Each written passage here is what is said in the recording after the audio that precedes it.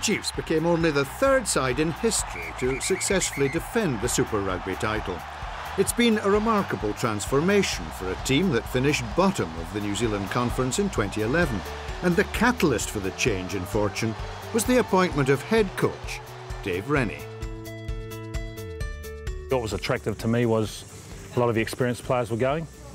And it's not that they aren't quality players, but it's just that if you want to change a culture, and it's sometimes easier to start again. And we kept a nucleus of players like Liam and Richard Kahui and Craig Clark and those sort of guys, Lelia Masanga, who'd been with the team for a long time. And so we found out what was important, but we realised quickly that we needed to get the team out in the community and try and engage right across the region as opposed to just being a Hamilton-based team.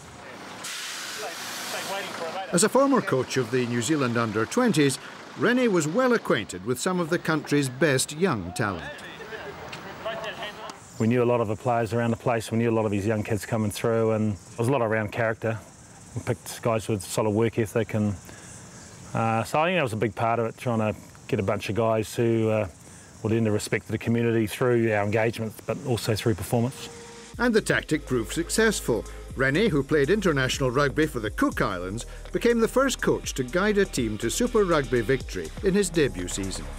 We weren't necessarily convinced it would happen straight away, but certainly on our Jeff the Māori, which is our, I guess, our standards and values board, we head down the bottom to win our first Super title, so it certainly was a goal, and to do that you've got to tick a lot of boxes in other areas, and so it was good for us, and we were lucky enough to win it that first year. Then the real work began to try to emulate the great Auckland and Canterbury dynasties that have won back-to-back championships.